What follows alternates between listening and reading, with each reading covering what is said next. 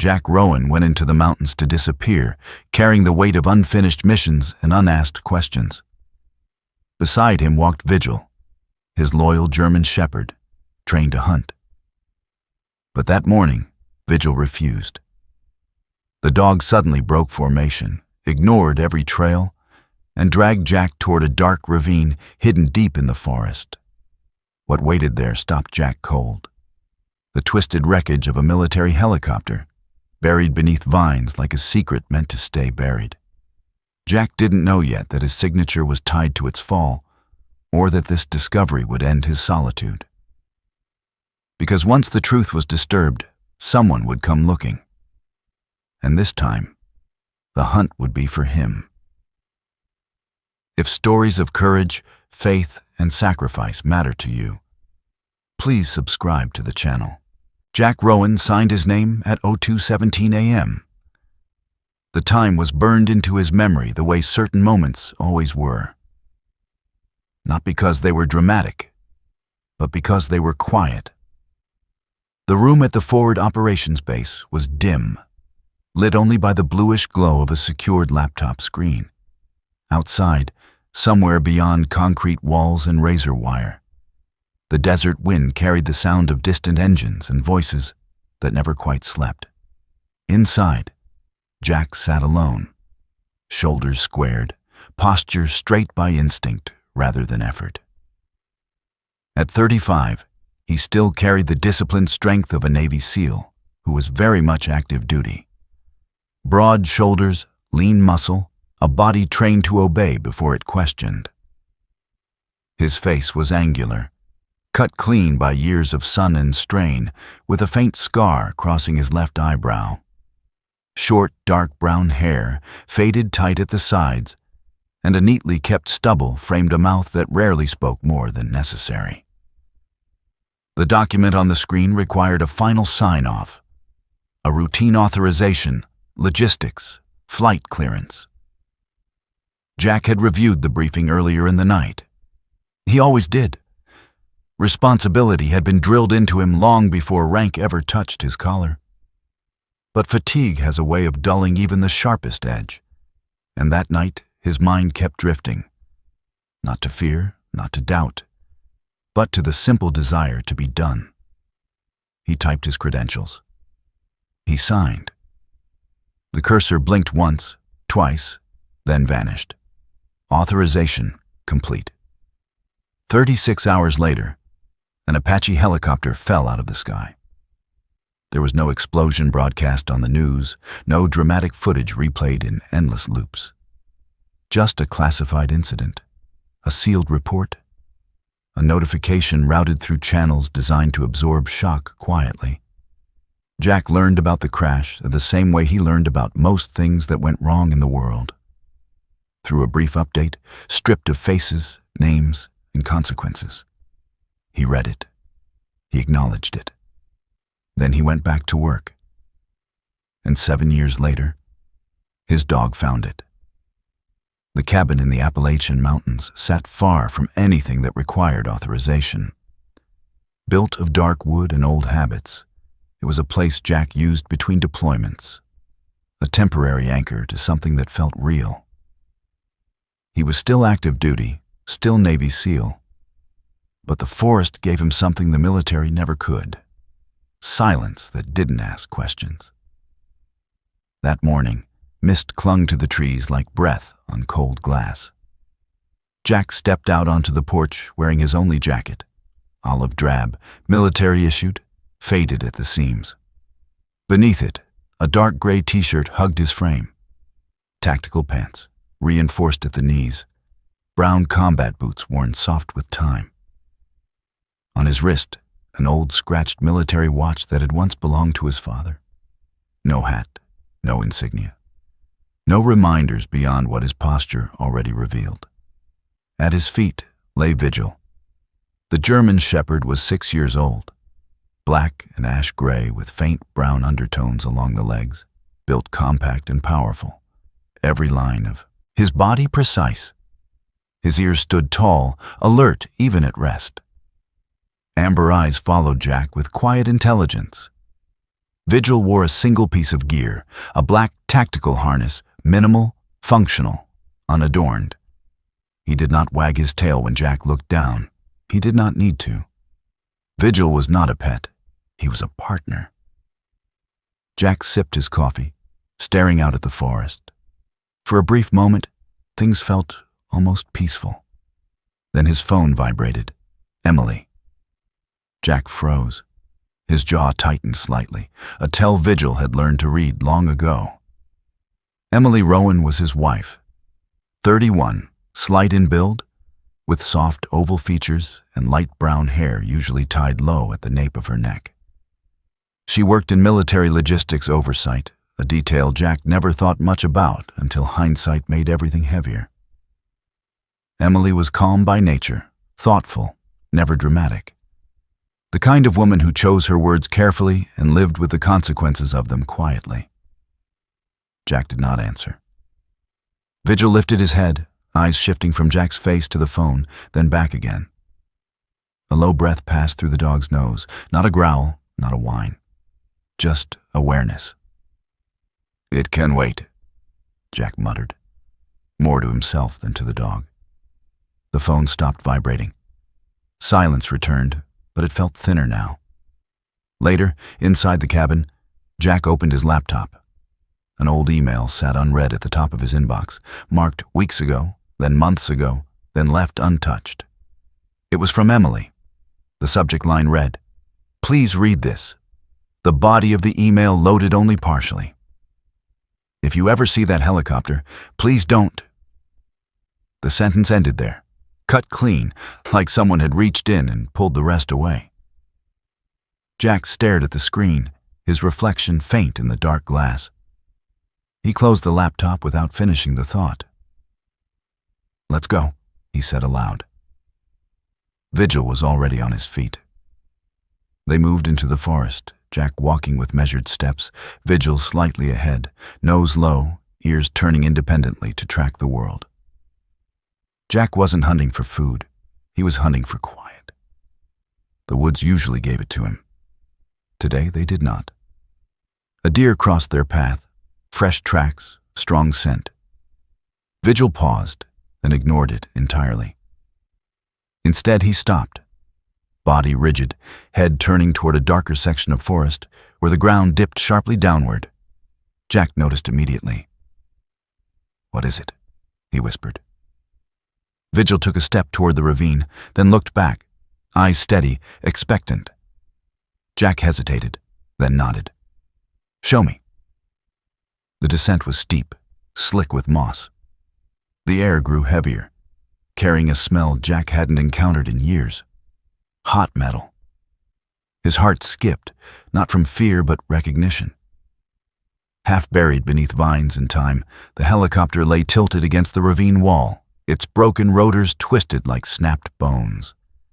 Military green paint peeked through rust and foliage. The serial numbers had been scraped away deliberately. Jack stood still for a long time. Vigil pressed close to his leg, silent now. The dog moved to the cockpit, pawing at the floor. Jack knelt, pried open a hidden panel, and found a ruggedized military storage device sealed inside. His hands were steady when he picked it up. His thoughts were not. This was never meant to be found. As Jack turned to leave, Vigil stopped abruptly. His ears flattened for a fraction of a second. Something Jack had only seen once before, years ago, overseas. The dog stared up at the sky and released a low, unfamiliar sound. A faint hum passed overhead. Jack never saw the drone, but Vigil did. And somewhere, something noticed Jack Rowan, noticing nothing at all. Back at the cabin, Jack connected the device to his laptop. The screen flickered, then displayed a single folder. No password, no warning. His phone rang again. Emily. This time, he answered. "Jack," her voice said, unsteady but controlled. The line went dead. Jack stared at the screen as a file appeared inside the folder. RowanSignoff.pdf. Vigil rested his head against Jack's leg. Jack's fingers hovered over the trackpad. "If I open this," he whispered, "nothing goes back." Outside, the forest held its breath. If this story of duty, silence, and unseen miracles has touched your heart, we invite you to like, share, and comment below. Subscribe to Angels in Uniform to walk with us through stories where faith meets courage and where God's hand moves quietly through the lives of those who serve. Jack Rowan did not sleep after seeing the file name. He closed the laptop without opening it, slid it into the bottom drawer of the rough wooden desk, and locked it with a key he usually reserved for weapons he hoped never to use. The cabin felt smaller after that, as if the walls had leaned inward to listen. Outside, the forest carried on with its ordinary sounds. Wind brushing leaves, a distant owl. But inside Jack's chest, there was a pressure he could not place, a sensation he recognized from operations that went wrong before anyone admitted they were wrong. Vigil sensed it immediately. The German shepherd did not pace or whine. He simply lay down in front of the door, body aligned with the threshold, head up, ears fixed forward. 6 years old, compact and powerful. Vigil had the stillness of a soldier waiting for contact. His amber eyes tracked shadows that Jack could not see. The harness straps lay flat against his shoulders, black against ash-gray fur, as clean and purposeful as the rest of him. Vigil had hunted with Jack dozens of times over the years. He had tracked deer through sleet, followed blood trails over rock, ignored every distraction that wasn't relevant. Tonight, he did none of that. He guarded. Jack stood by the window, arms crossed, staring into the darkness. The image of the ravine replayed in his mind. Twisted metal, scraped serial numbers, the smell of heat where there should have been none. He had learned long ago not to trust coincidence. The military had taught him that accidents existed, but patterns were something else entirely. And the most unsettling pattern of all was Vigil's behavior. "Easy," Jack murmured, not because the dog was restless, but because the word steadied him. Vigil did not turn his head. His attention was fixed outward, beyond the trees, as if something out there had not yet decided to show itself. Jack checked his watch. 01:12 a.m. At 01:13, Vigil rose, not quickly, not with alarm. He stood the way he had on night watch overseas, deliberate, controlled.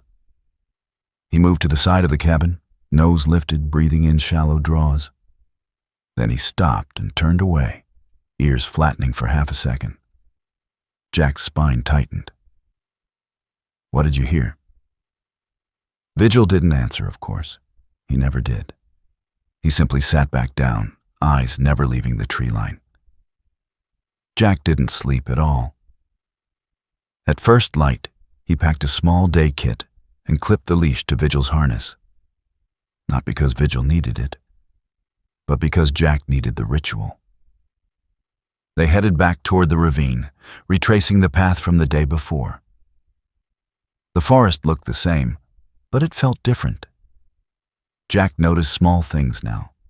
A branch broken too cleanly, a patch of earth disturbed where there had been no tracks yesterday. Vigil moved slower than usual, nose working constantly, but his posture was wrong. His tail stayed low. His head turned sharply whenever a distant sound echoed through the canopy. Halfway down the slope, a helicopter passed far overhead. It was civilian, high and distant, barely audible. Jack might have ignored it if Vigil hadn't reacted. The dog froze. His body stiffened as if a wire had been pulled tight along his spine. He backed away 2 steps, ears flattened, a low sound vibrating deep in his chest. Not a bark, not fear. Recognition. Jack crouched beside him, hand firm on Vigil's shoulder. "Hey, it's gone." But Vigil did not relax until the sound faded completely. That was when Jack understood something important. This was not instinct alone. This was memory. The ravine looked unchanged at first glance, but Vigil led Jack to the edge and stopped short, refusing to go down. Instead, he angled his head toward a stand of trees on the opposite slope. Jack followed his gaze and saw it. A faint imprint in the mud, half obscured by leaves. A boot print. Recent. Someone else had been here. Jack's jaw tightened. He scanned the area carefully, senses sharpening, his training sliding back into place.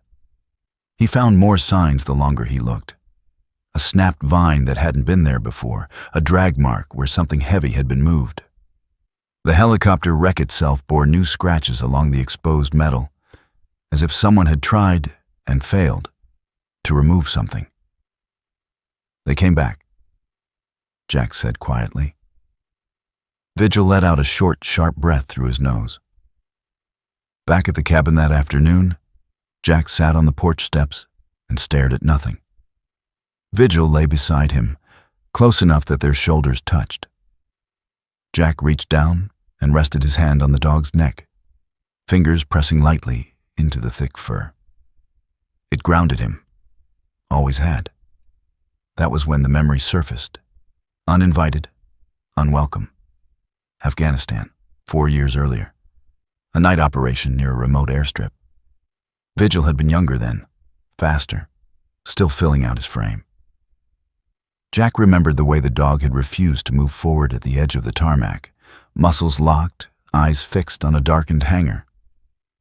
The handler at the time had insisted it was nothing. They moved anyway. Minutes later, the blast tore through the structure they would have crossed. The incident never made it into Vigil's official record. Too many variables, too much paperwork. Easier to write it off as luck. Jack had never forgotten. Something about metal, Jack murmured now. It's always metal. Vigil shifted slightly, leaning into his hand.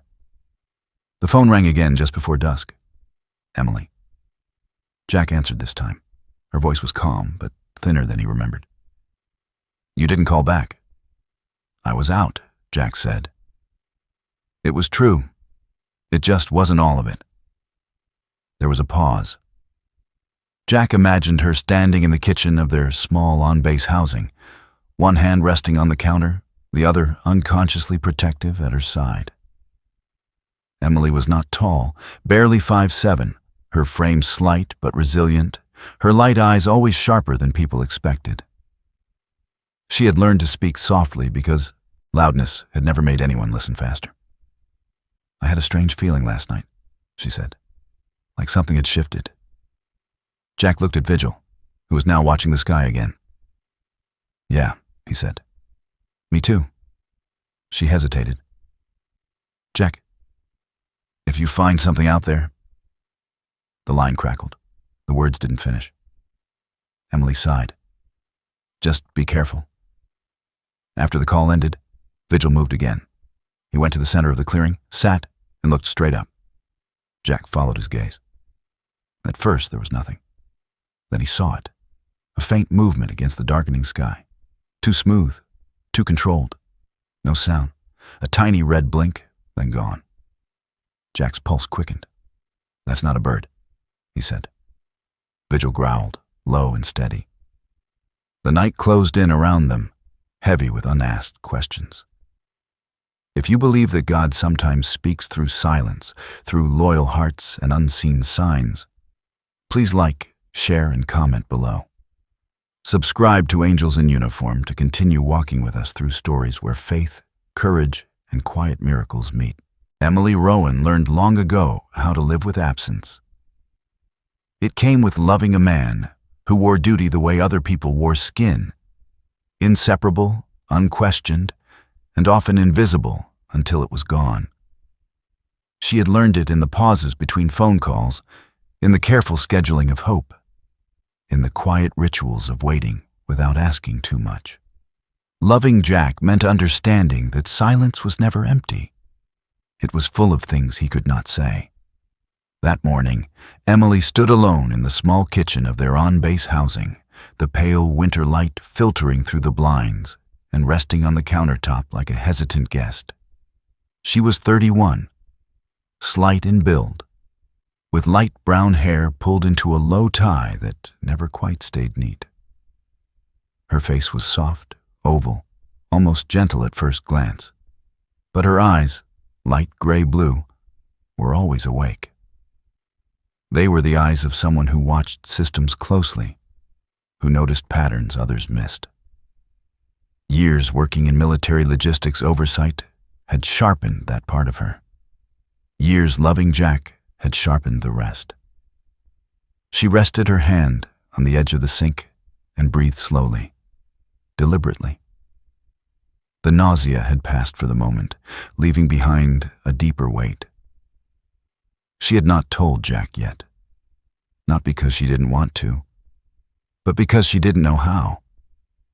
Pregnancy felt like a promise she was no longer certain the world would allow her to keep. Emily checked her phone again.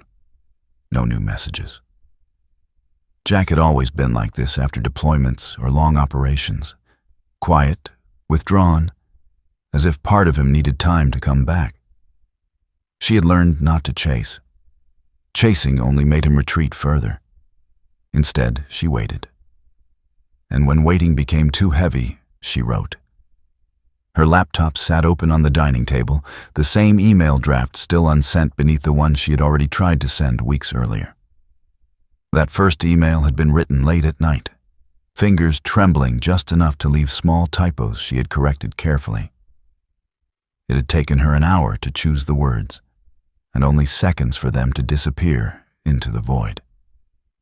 If you ever see that helicopter. She had stopped there, not because she had nothing else to say, but because everything after felt too dangerous to write. The system flagged sensitive language automatically. Certain phrases triggered reviews, certain truths learned to hide. Emily knew the flight should never have been cleared. She had known it the moment the paperwork crossed her desk years ago. The routing codes were wrong. The oversight signatures were stacked too neatly, like cards arranged by someone who didn't expect them to be studied closely. She had raised concerns quietly at first, then more firmly, then in writing. The response had been polite, professional, dismissive. Approved at higher level, they told her, outside your scope. She had checked one name on the final authorization line, Jack Rowan. She remembered staring at it for a long time, not in anger, but disbelief. Jack, who double-checked everything. Jack, who taught her that integrity wasn't loud, it was consistent. She had wanted to call him then, but she hadn't. She told herself it was better not to drag work into what little time they had together. She told herself there had to be an explanation. And then the helicopter crashed. Emily never asked Jack about it. She never accused. Silence became her shield, not to protect him from blame, but to protect what remained of the man she believed she knew. The phone rang mid-morning. Jack's name lit up the screen. Her breath caught. She answered on the second ring. Hey. His voice came through steady, controlled. Too controlled. You okay? Emily leaned against the counter, eyes closing briefly. I had a strange feeling last night, she said. Like something shifted. There was a pause. She imagined him standing somewhere quiet, the way he always did when he didn't want anyone to hear his thoughts. She pictured his angular face, the faint scar on his eyebrow, the way his jaw tightened when something didn't sit right. Yeah, Jack said. Me too. She swallowed. Jack, if you find something out there. The signal crackled. The words broke apart before they could land. She sighed softly. Just be careful.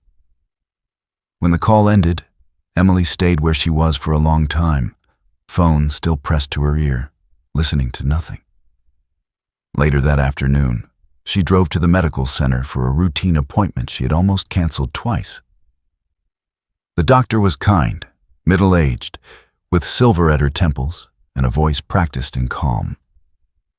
The ultrasound screen flickered to life, revealing a shape still more possibility than person. Emily watched silently. "Everything looks normal," the doctor said. "But stress can complicate things. You should rest." Emily nodded. She didn't mention that rest had become difficult, that her thoughts ran in quiet circles she couldn't interrupt. On her way out, she sat alone in her car, hands resting on the steering wheel, and finally allowed herself to cry. Not loudly, not dramatically, just enough to release the pressure building behind her ribs. She wasn't crying because she was afraid. She was crying because she felt invisible inside a system that rewarded silence and punished those who spoke too clearly. That night, the phone rang again. Jack. Emily answered immediately this time. His breathing was audible, measured. "Emily?" "Yes. I found something." Her heart sank, not in surprise, but in recognition. "Where?" "In the mountains." Of course, she thought. That was where truth went when it had nowhere else to hide. There was another pause. Emily waited. She had learned patience the hard way. "I think I signed off on something I shouldn't have," Jack said finally. Emily closed her eyes. "I know," she said quietly. The silence on the other end of the line was thick, heavy with years of unspoken understanding. She could almost hear his thoughts colliding.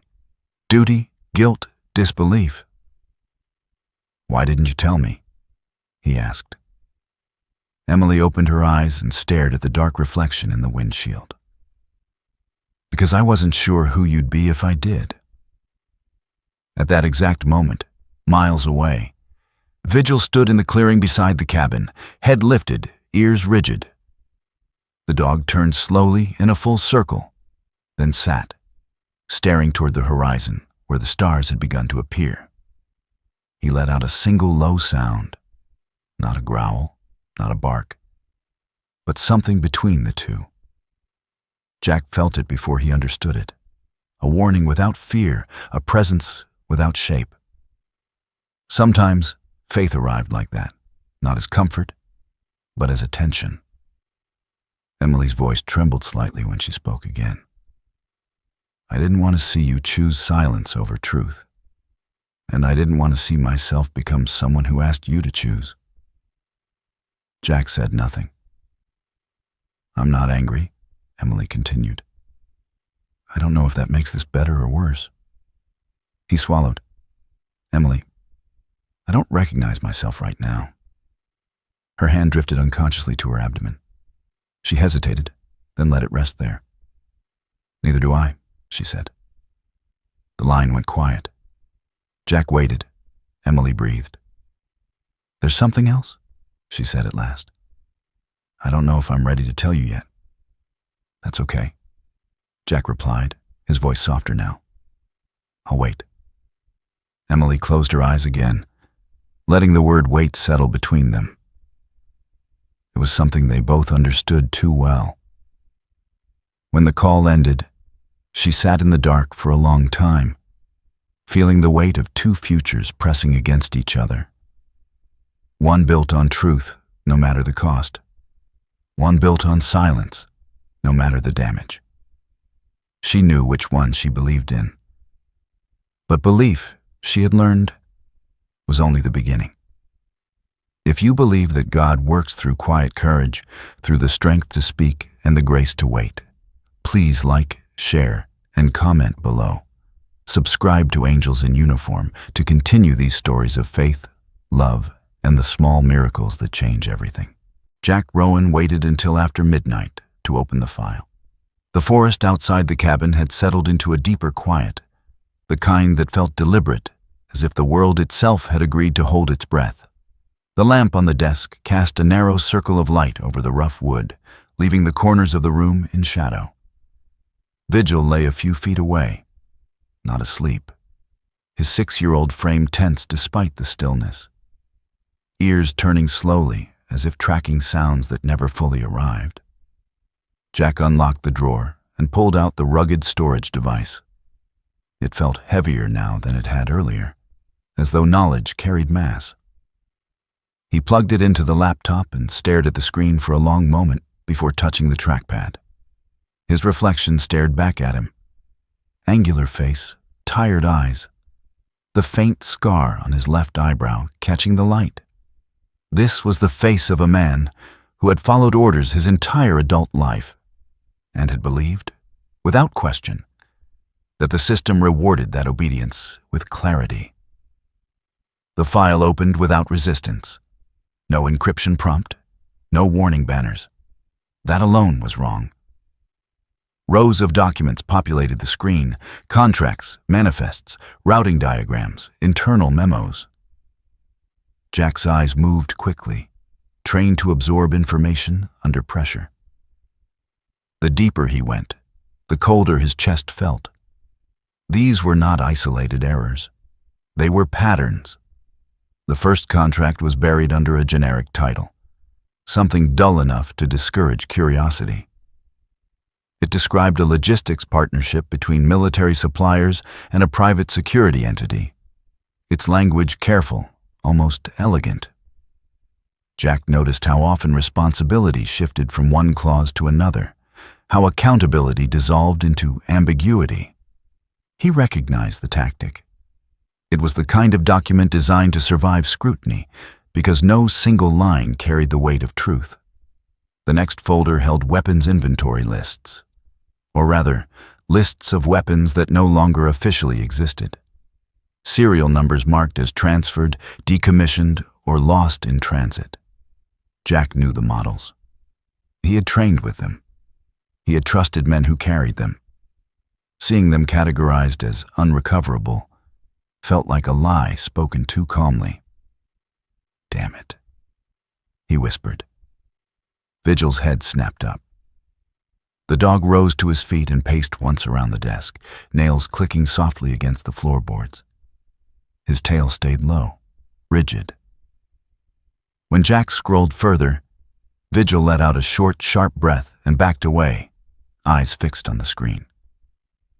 The dog's reaction was immediate and visceral, as if the glow itself carried a scent he recognized and hated. Jack paused, heart pounding. "It's okay," he said, though he wasn't sure who he was trying to convince. He moved on to the routing diagrams. Flight paths twisted across digital maps, lines crossing borders that raised Jack's pulse. These routes didn't match official records. They avoided standard airspace checks, threading through gaps that existed only on paper. Someone had rewritten the sky. Then he saw it. A familiar name appeared in the approval chain, highlighted in a pale gray that felt almost mocking. J. Rowan Jack leaned back slowly, the chair creaking beneath him. His throat tightened, not in panic, but in something worse. Recognition. No one had forged his signature. No one had tricked him. The timestamp matched. The credentials matched. He had reviewed the summary. He had signed. "No one forced you," he murmured to himself. Vigil stopped pacing and stood directly in front of Jack, blocking the desk. The German shepherd's amber eyes searched his face, reading tension the way he always had. Vigil's body trembled faintly, not with fear, but with restraint. Jack looked down at him. "You knew something was wrong back then, didn't you?" The dog's ears flattened briefly, then lifted again. He placed one paw against Jack's knee, steady, grounding. Jack exhaled slowly. The realization settled deeper now. This file wasn't just evidence, it was a mirror. He continued reading.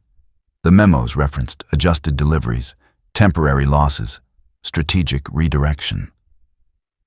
Each phrase was a softer way of saying the same thing. Weapons had been moved, routes had been falsified, oversight had been circumvented, and every step had been approved by people who trusted the system to protect them from consequence, including Jack. A new name appeared repeatedly in the correspondence, a liaison from the private sector, someone who never signed directly, but whose recommendations carried weight. The file included a profile photo. A woman in her early 50s, sharp-featured, dark hair pulled back, eyes cool and unreadable. Isabella Reed. She was introduced briefly in the documents as a corporate executive with defense contracts, her influence described in polite terms. Jack didn't need more. He had seen that kind of authority before. It didn't demand attention. It expected compliance. Vigil growled low in his throat. Jack closed the document and rubbed his face with both hands. "This is a trap," he said aloud. "It has to be." Nothing about the file felt secure. The lack of encryption, the ease of access. It was as if someone wanted him to find it, wanted him to open it, wanted him to react. He thought of Emily, of her voice on the phone, of the way she had said she didn't recognize him anymore. The weight of that cut deeper than any accusation. Jack opened another file. This one contained surveillance stills, time-stamped images of the ravine, the wreck, his cabin. Recent. His stomach dropped. Before Jack could process what he was seeing, Vigil lunged forward and slammed his paw against the laptop. The screen flickered, then went black. At the same instant, the cabin lights dimmed for a fraction of a second, just enough to feel intentional. Vigil stood over the laptop now, body rigid, teeth bared. Not in rage, but warning. Jack felt a chill run through him. It was the same sensation he'd felt overseas when instinct spoke faster than thought. Whatever this file was, it wasn't meant to be read alone. And it wasn't finished watching him. The screen came back on without Jack touching it. The webcam indicator light glowed. Jack froze. For a moment, he stared at the small green dot, his reflection faintly visible beneath it. Years of training snapped into place. He shut the laptop with controlled force and disconnected the storage device. His breathing slowed deliberately as he scanned the room, listening for anything out of place. The forest outside was quiet, but now it felt closer, like an audience. "They're watching," he said quietly. Vigil didn't relax. He moved to the window, posture low, eyes tracking the dark. Jack sat back down and stared at the closed laptop. The ethical lines he had lived by felt thinner now, stretched between what he had sworn to uphold and what he could no longer ignore. He had followed orders because he believed they led somewhere just. He had trusted process over instinct, and instinct had been right all along. He thought of the Apache wreck hidden beneath vines, of serial numbers scraped away, of weapons marked lost that were never meant to be found. The realization settled with sickening clarity. The file wasn't just evidence of past wrongdoing. It was leverage, a test. If he stayed silent, the system would continue. If he spoke, the system would turn on him. Vigil returned to his side and sat, back straight, eyes forward.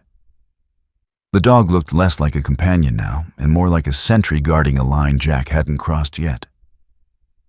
"I won't sign anything else," Jack said, his voice low but certain. "Not without knowing." The laptop remained dark. But Jack knew that somewhere, someone had seen his face lit by the screen. They had seen the moment doubt replaced obedience. And they were waiting to see what he would do next. If you believe that truth still matters, and that God gives us the strength to face it, even when it costs everything, please like, share, and comment below. Subscribe to Angels in Uniform to continue these stories of courage, conscience, and quiet miracles. Jack Rowan knew the moment the balance shifted. It wasn't fear that told him. It was timing. Things began to move too precisely, too quietly, like pieces sliding into place on a board he hadn't agreed to play on. The cabin no longer felt like refuge. It felt like a marker, a place someone else had already circled on a map. The first sign came just after dusk. Vigil stood at the edge of the clearing, his 6-year-old frame taut, ears angled not toward the forest, but upward. His ash-gray and black coat blended with the shadows, but his amber eyes caught every trace of movement above the tree tops. Jack followed his gaze and saw it clearly this time. A small, dark shape drifting across the sky, steady and deliberate, blinking once before disappearing behind the ridge. A drone. Not civilian. Too quiet. Too disciplined in its movement. "So that's how," Jack murmured. Vigil didn't growl. He didn't bark. He stepped closer to Jack, positioning himself between the man and the open sky. The dog's behavior was no longer about warning. It was about protection. Jack moved fast after that. Years of training erased hesitation. He shut down the laptop completely, removed the battery, and wrapped the storage device in oilcloth before sealing it inside his pack. He checked his sidearm, then the door, then the windows. Everything looked the same. That was the problem. The forest went silent. At 02:41 a.m., Vigil's ears snapped forward. Jack was already awake. The sound was subtle. Boots on wood, carefully placed, testing weight. Someone was on the porch. Jack rolled from the bed to the floor without noise, heart steady, breathing controlled. Vigil crouched beside him, muscles coiled.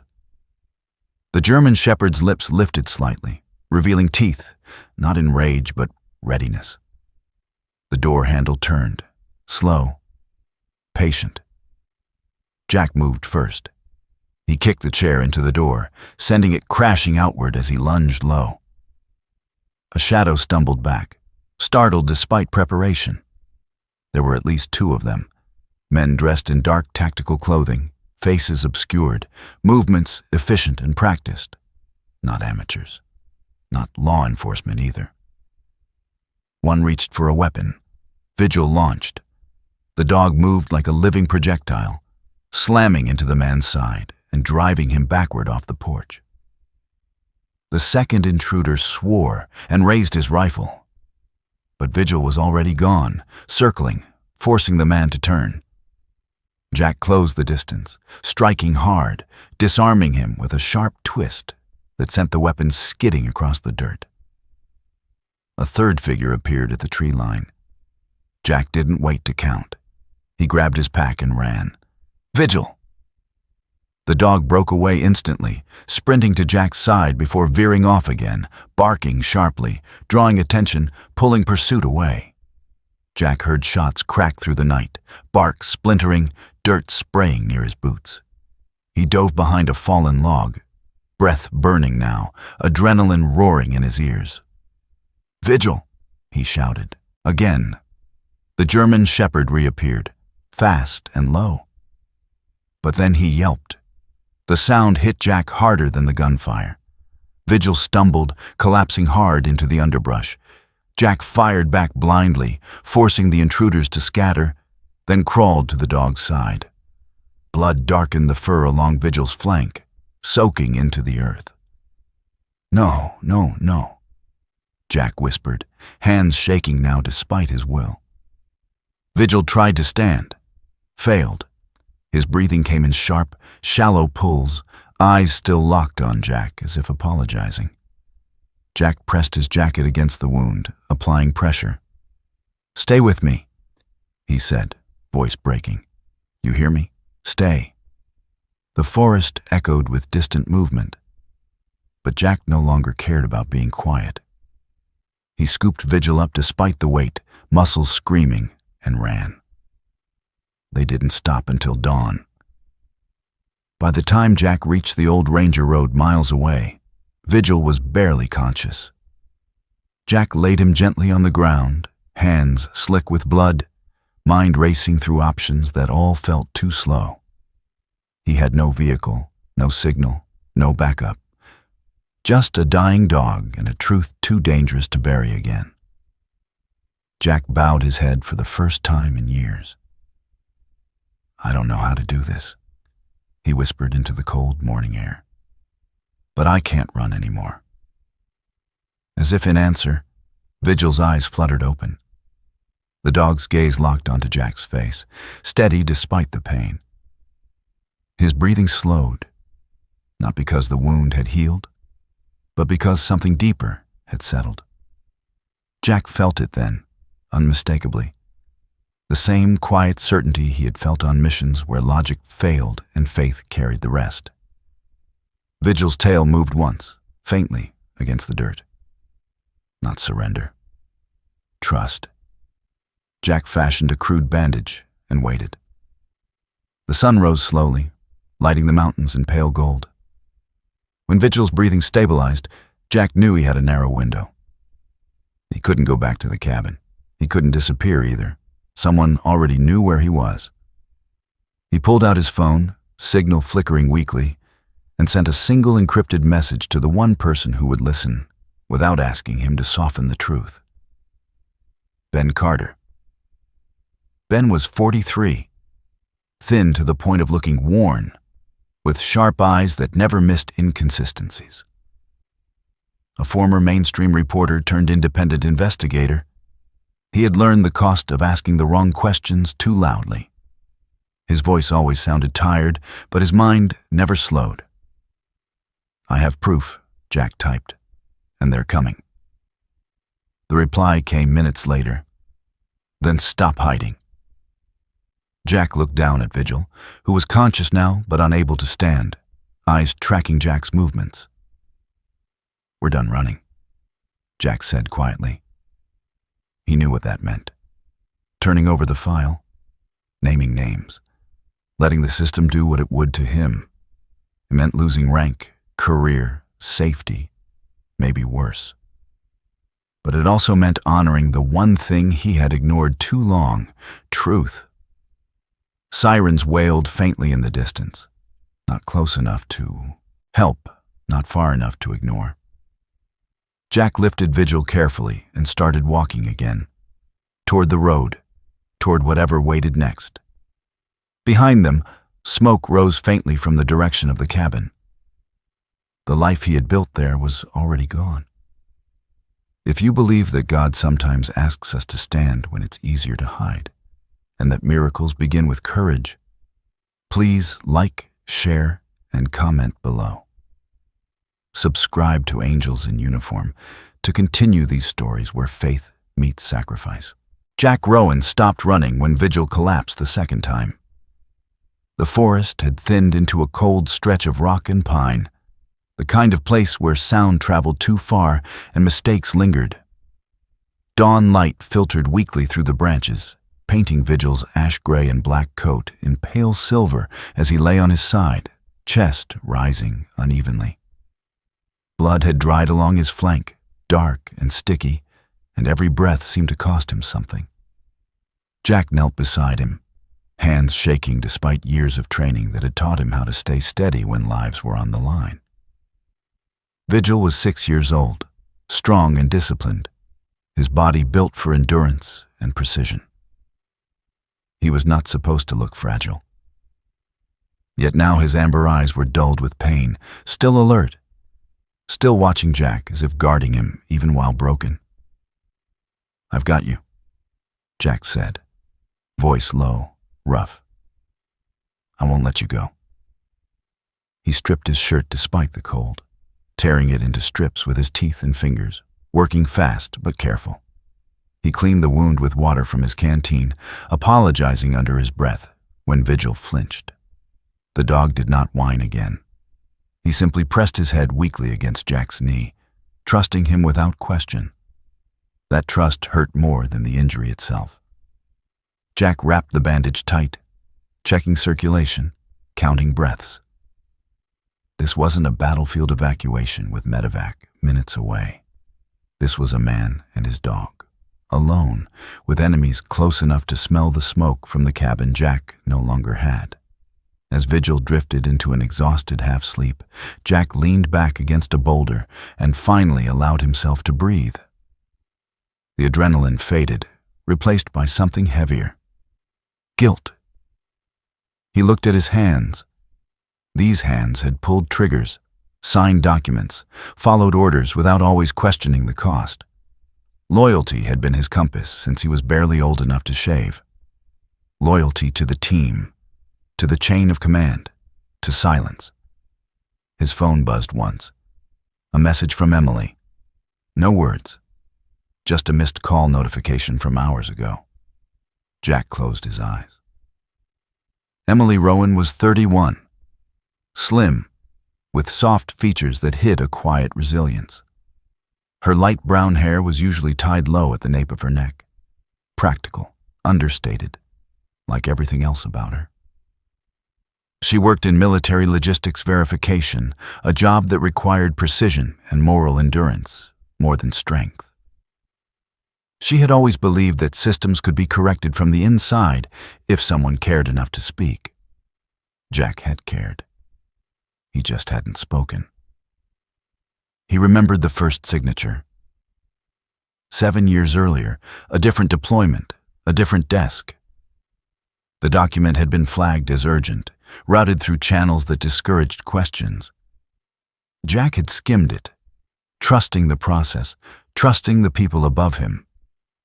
He signed because that was what loyal officers did. 2 weeks later, a team he knew, men he had trained with, never came home. They called it operational loss.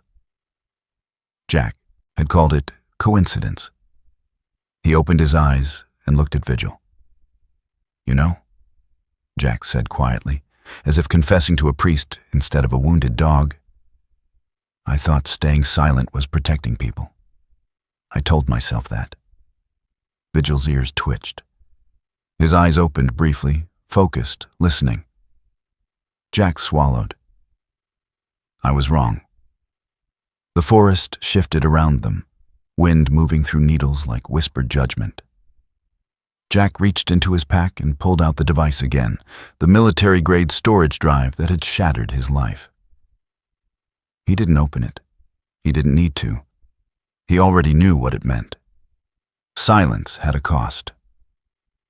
Vigil stirred suddenly, lifting his head with effort. His gaze fixed past Jack, toward the ridgeline. Jack followed the line of sight, heart hammering, but saw nothing. No drone, no movement. Just sky. Then Vigil let out a low, strained sound, almost a growl, almost a plea, and pressed his forehead against Jack's chest. In that moment, Jack understood with unsettling clarity. This wasn't about survival anymore. It was about witness. Vigil didn't want him to hide. He wanted him to be seen.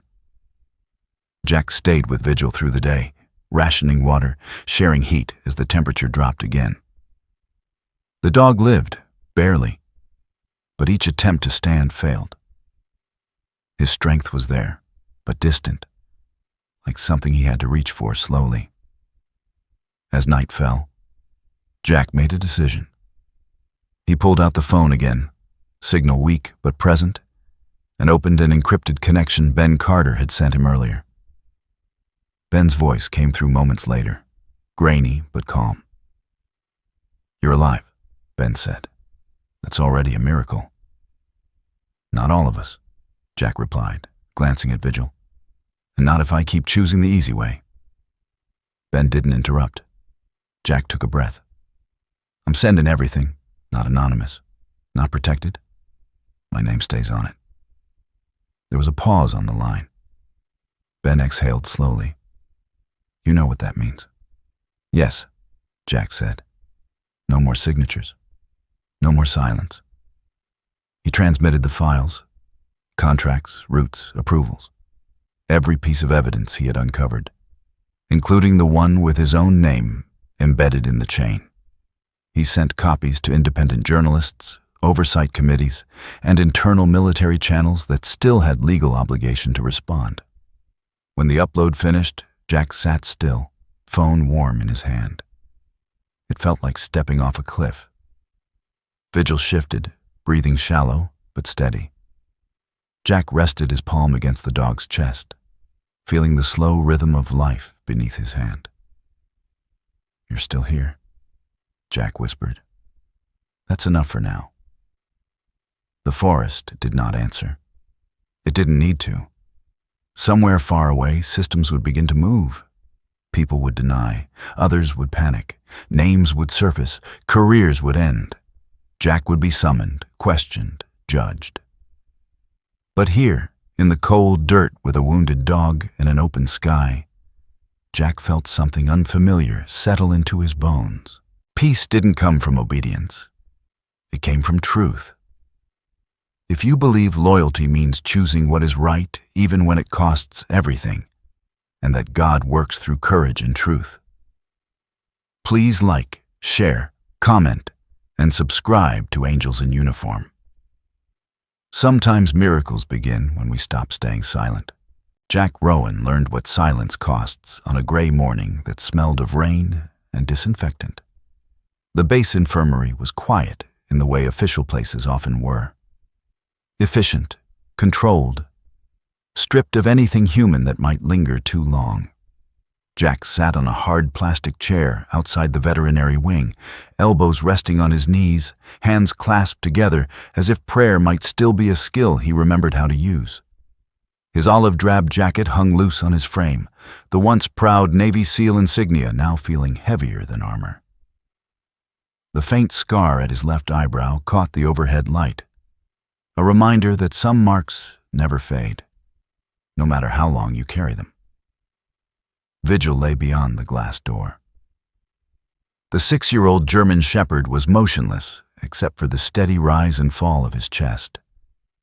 His black and ash coat had been shaved in places, bandages wrapped around his flank and shoulder. Tubes and monitors made him look smaller, almost fragile, though Jack knew better. Vigil had never been fragile. He had been loyal to the point of injury, faithful beyond reason. Jack had been suspended pending investigation. The words still echoed in his mind, delivered in a calm, rehearsed voice by a commander who avoided his eyes. Jack had handed over his weapon, his access badge, his authority. No shouting, no accusations, just procedure. Some of the names Jack had sent to the press and internal oversight had already surfaced in headlines. Others had vanished quietly, reassigned, retired, or simply gone dark. Accountability, it turned out, was selective. Jack was not surprised. He was tired. Emily arrived without announcement. She stood at the end of the corridor for a moment before he noticed her, slender and still, her long ash-gray coat falling straight against her frame. Her pale skin looked almost translucent under the fluorescent lights, her light blue-gray eyes ringed with exhaustion rather than anger. Her hair was pulled back loosely, strands escaping near her temples, as if she hadn't cared enough to fix them. Jack rose slowly. "Emily," he said, unsure what tone belonged to this moment. She walked closer, stopping just short of him. She did not reach out. She did not step away either. There was no drama in her posture, no accusation in her gaze, just truth. "They told me you were here," she said softly.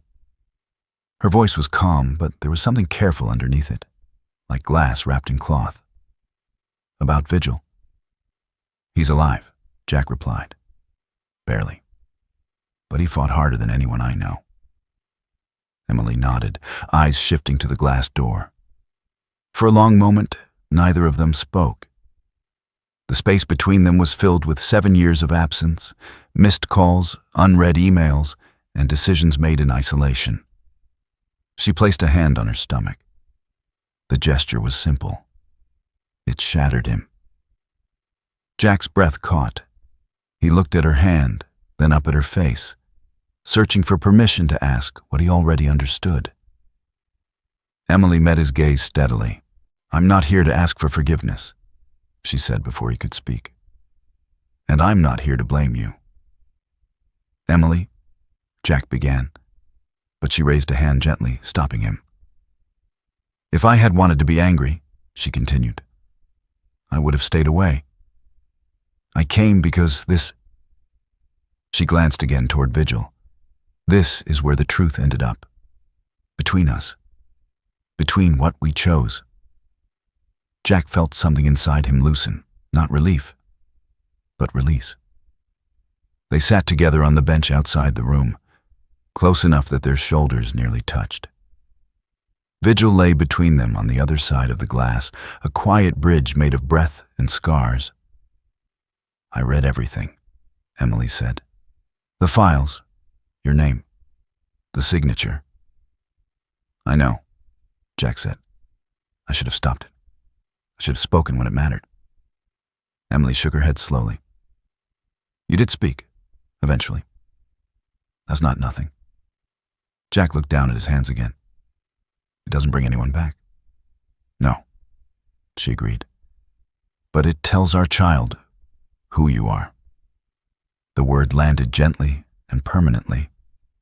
Jack closed his eyes. Vigil stirred suddenly, lifting his head with visible effort. His amber eyes opened, unfocused at first, then sharpened as he looked through the glass, past Jack, past Emily, and fixed on something unseen. His tail thumped once against the mat, slow and deliberate. Emily inhaled sharply.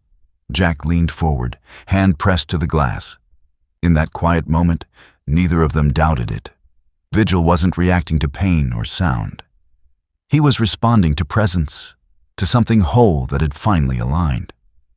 The investigation moved quickly after that. Jack was called in, questioned, recorded. His service record was dissected, praised and condemned in equal measure. Some officers treated him like a liability, others like a necessary wound the institution would never admit it needed. He did not defend himself. He told the truth. Emily attended the hearings quietly, never speaking unless addressed, her presence steady, unyielding.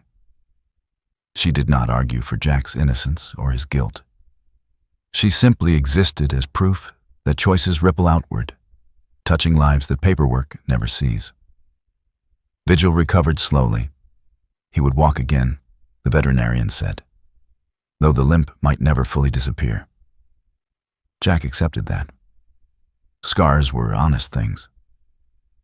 On the day Jack was officially relieved of active duty, he returned to the base one final time. The sun was low, casting long shadows across the concrete. He stood alone in a small courtyard, the sounds of training echoing faintly in the distance. He removed the insignia from his jacket. The trident came away easily, lighter than he expected. He placed it carefully on the bench beside Vigil's collar, a simple black band, worn and frayed, marked only by use and devotion. Emily stood a few steps away, one hand resting protectively on her belly. Jack looked at them both and felt something close to peace. If I had known, he said quietly, more to himself than to anyone else, I still would have signed. Emily turned toward him. But this time, Jack continued, voice steady, I would have stood there to answer for it. Vigil let out a soft breath, tail tapping once more. The future was uncertain, justice incomplete, forgiveness unfinished, but it was real. If you believe that God meets us not in perfection, but in truth, and that miracles often look like courage instead of comfort, please like, share, comment, and subscribe to Angels in Uniform. These stories live because faith still moves people to stand.